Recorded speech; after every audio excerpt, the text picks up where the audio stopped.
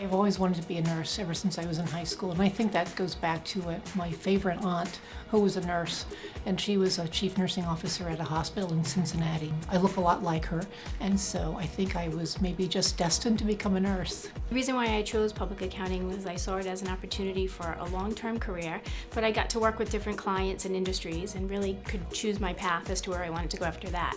Fortunately for me, credit union was one of my clients, and after working on that engagement for 4 years, I had the opportunity to join them and start the internal audit department. If most people's careers look like an airport runway, mine looks like a switchback mountain road. Started out in public housing, in information technology actually, and made several changes along the way, different industries, different functions, and then landed in HR. When I finally got to the academic medical center space, I knew that I had found the right home and the right fit for me. I started school to be a nurse, and then realized I didn't have the stomach for it. Gagging a lot is really career limiting if you want to be a nurse. But my dad was a union president, and I saw a lot of interaction between he and the company, and I decided that I could try something different, and that's how I ended up going into human resources. I think I knew exam week of my senior year that I wanted to make a career out of higher ed, and I did that 28 years later, 10 jobs later with one employer. I did not start out in HR. My career took a completely different path. I always dreamed of being a landscape architect, and I had visions of myself driving around in my pickup truck with my dog, going site to site, being outdoors, and life derailed my plans. And I ended up getting a degree in business administration, and then I started working for Brown Medicine, which back then was University Medicine, as an HR manager. Was promoted to director of HR, and about 10 plus years ago, chief HR officer, and that's where I've been ever since. I've seen this massive evolution of human resources going from a very administrative function to a real partner to the business. I would say in the last 10 years, that demonstration of partnership continues. People are still mystified with what human resources is and what we can do for the business. Even my husband to this day could probably not tell you what I really do, but they think it's to hire and maybe to terminate someone or deal with difficult issues. Maybe you do benefits, and certainly we've got to get paid. But it's so much more than that. It's engagement, it's understanding the generations in your employ, it's understanding what makes people tick. Payroll and benefits, those are tickets to the game, but those don't keep people excited about working for you. It's all the other stuff, and that's the stuff I feel like we get to do every day. Over the last 10 years specifically, we've gone from 10 branches to 18 branches. We've gone from 200 employees to 350 employees.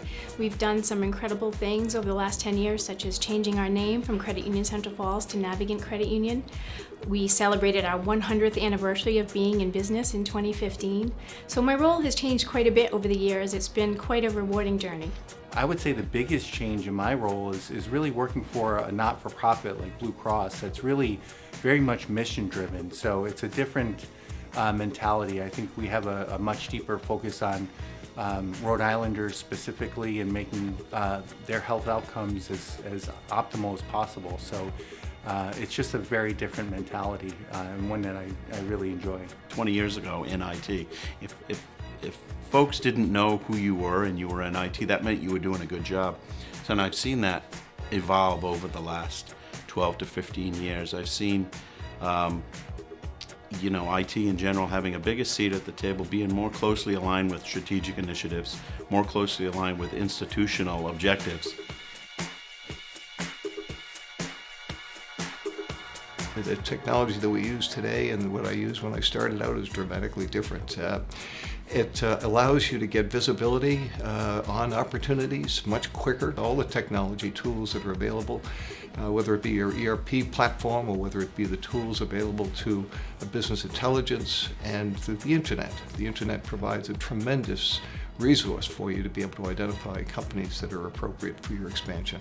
I think the biggest change is that the consumer availability of technology has made everyone just more aware, and is almost in the challenge for us in technologies, and people think, oh, I can just go on my phone and download an app, when in reality, technology is a lot more complicated than that. There's so many more possibilities for pitfalls and problems that has been a challenge, but it's also an opportunity because there's so much new technology and so many options to help our customers with their business and really elevate what they're doing in their business with technology. But also one of the things that I thought of with technology is it gives us the ability to measure our value.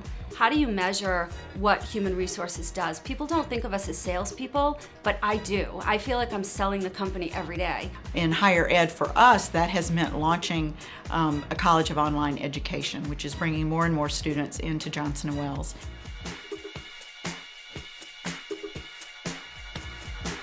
My advice to a young professional with their eye on the C-suite is to work hard and commit 100% to everything that you do. Exceed others' expectations. Do what you say you're going to do. Become somebody that others count on, and I believe your work will be rewarded. Do something that you're passionate about, and it'll make the job a lot easier. Be very thoughtful when you're networking. Think about what you can give before you think about what you're going to get from that relationship. The connections you make, particularly here in Rhode Island, are incredibly valuable.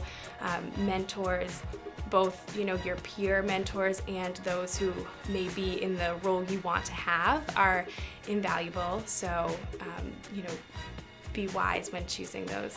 Keep working, keep learning. And build relationships and not be transparent. Almost market the technology that you're responsible for supporting. To work hard, learn more, and be prepared for change. Never give up. To get a lot of clinical experience, you really need to understand at a very deep level, almost an intuitive level, what nursing is about and how a hospital operates. So raise your hand, sign up to participate, sign up to be part of projects and teams, and Don't dress for the job you have, dress for the job you want.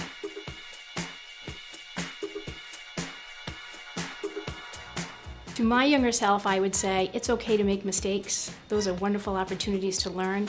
And now today, I call mistakes wisdom. Know that you'll make it. Know that you'll be okay. Maybe looking at some opportunities that in the past that I might have passed on, might have been, had I been a little bit more of a risk taker, I might have pursued those. Start earlier and work harder.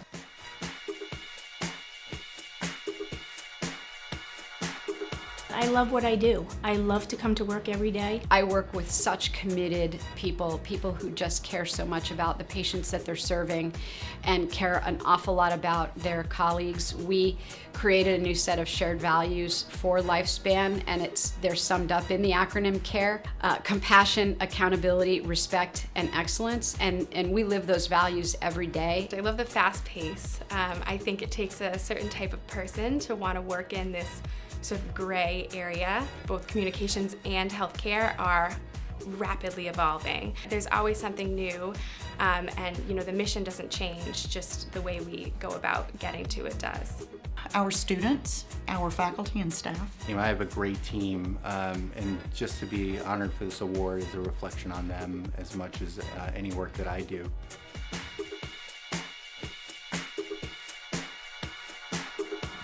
The difficult conversations. There's always the time when you have to have a conversation with someone that's not pleasant. You have to have a conversation that changes somebody's lives, and that's not the fun part. That's not the fun part of my job. I like doing the things that makes people's lives better, but that other part is a necessary part of the job. And although I don't like it, you have to do it. Well, I think it's certain times when you have to travel, you're away from your family. I think there's a little bit of an adjustment there, and that's probably the more difficult. I think the task itself is terrific. I think sometimes you've got to balance the quality of life along with the requirements that you have for the job itself, and I think that's always a challenge. The next virus that comes out that we don't necessarily have a plan to protect ourselves from or defend ourselves from. The things that keep me up at night are those vulnerabilities, those unknown vulnerabilities, or the next bad thing to happen. It's very much disappointing when we see that we could make a change, but the company's not ready to make that transition yet. A lot of times people hold meetings just because they feel they should, when really individuals can handle things in other ways. So I would say that's probably my least favorite part of the job. When I'm not at work, I love spending time with my family. My husband Chris and I have been married for 26 years. We have 2 children who are in college, who still play athletic sports. So when we're not cheering for the Yukon Huskies on the baseball field or the WPI Engineers on the football field, we like spending time on our boat. We like to ski. I love to learn new things. I love to learn about current trends. So I like to read a lot. I don't have a lot of time for it all, but I also volunteer at the Boys and Girls Club of Pawtucket, and I teach at night Johnson & Wales students. So I love to teach, I love to learn, and I love to spend time with my family. In my free time, I enjoy spending time with family and friends, exercising, reading, shopping. The Rhode Island food scene is incredible. There's so many great places in Providence in particular. So, catching up with friends and trying all the new restaurants is always something I enjoy. I love to read, I love music. And I have 4 children, so that keeps me busy. I like to travel, I like to read, I like to cook. I'm the only club member of the unofficial Stalking Kid Rock Club. I try to see Kid Rock as much as I can. Avid runner and a rock climber. Took a trip recently to Telluride, Colorado, and did some ice climbing. Looking forward to participating in a local fundraiser for the Providence Community Library where I will rappel off the Regency. Seriously. Yeah, they harness you up and you rappel. You know, you've seen people, like in movies and stuff, rappel. You go off the building on a rope. You're like, I don't jump, I don't have wings on or anything like that, and yeah, so you're roped up and you lean back and you lower yourself to the ground.